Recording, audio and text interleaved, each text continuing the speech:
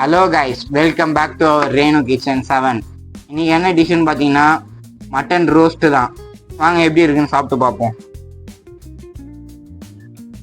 Mutton நல்லா புடுதுங்க, ஈஸியாக இருக்குது பாருங்க. வாங்க வெறும் மட்டன் சாப்பிட்டு பார்ப்போம்.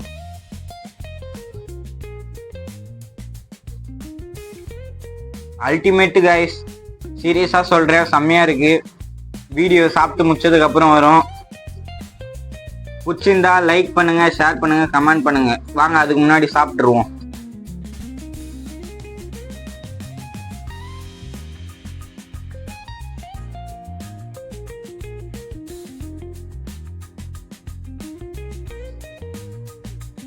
ஃபர்ஸ்ட் பைட் உங்களுக்கு.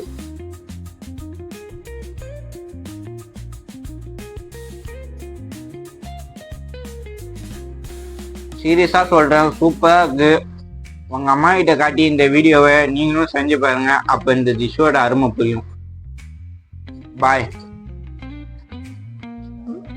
வாங்க சமையலுக்கு பார்க்கலாம். சமையலுக்கு தேவையான பொருட்கள் பார்க்கலாமா?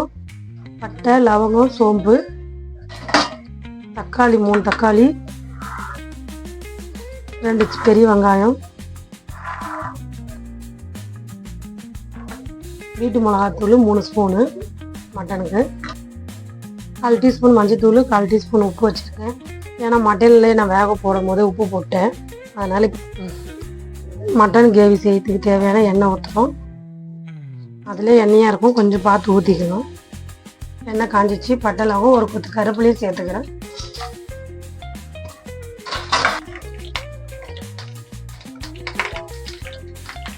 வாங்க போட்டுக்கலாம். வெங்காயம் வதங்கிடுச்சு. ஒரு கப்பு தக்காளி நம்ம போட்டுக்கிறோம், கட் பண்ணி வச்சுக்கோங்க.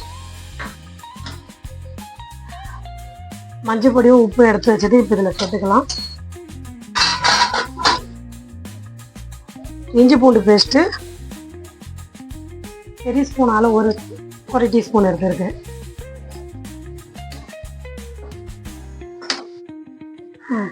தக்காளி நல்லா மசிஞ்சிச்சு. இப்போ மிளகா பொடி போட்டோம். 3/4 கிலோ மட்டன் நாங்கள் வாங்கிட்டு வந்து மஞ்சத்தூளும் உப்பும் போட்டு வேக வச்சுருக்கோம். இப்போ அதில் சேர்த்துக்கிறோம்.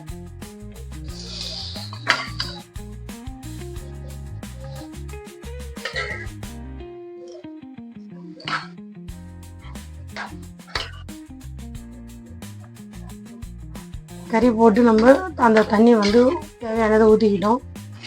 மிச்சம் இருந்ததுன்னா நீங்கள் எடுத்து சூப்பாக பசங்களை கொடுத்துருவோம், ஒன்றும் பிரச்சனை இல்லை. இப்போ இதை மூடி வைக்கிறோம். இது கொஞ்ச நேரம் சுண்டதுக்கப்புறம் எடுத்துக்கலாம். சரி, திறந்து பார்க்கலாம் எப்படி இருக்குன்னு. வாசனையே நல்லா வருது. நல்லா இருந்தாலும் மட்டன் தான்.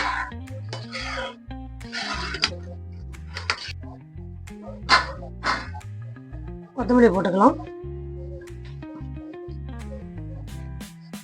இதை நல்லா ரோஸ்ட் பண்ணணும், அதனால் திக்காகணும்னு நாங்கள் வச்சுக்கணும். இதே உங்களுக்கு கிரேவியாக வேணாலும் எடுத்துக்கலாம். எங்களுக்கு ரசம் வச்சனால இது வந்து சைடிஷாக எடுத்துக்கிறோம்.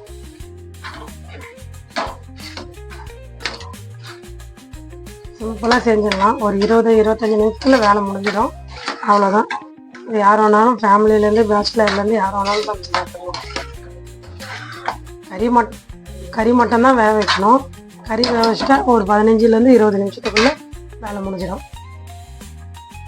நல்லா கொத்தமல்லி போட்டோன்னே நல்லா மட்டன் கிரேவி நல்லா கலர்ஃபுல்லாக இருக்குது. அவ்வளோதாங்க, முடிஞ்சிச்சு. இதை ஆஃப் பண்ணி எடுத்துக்கலாம்.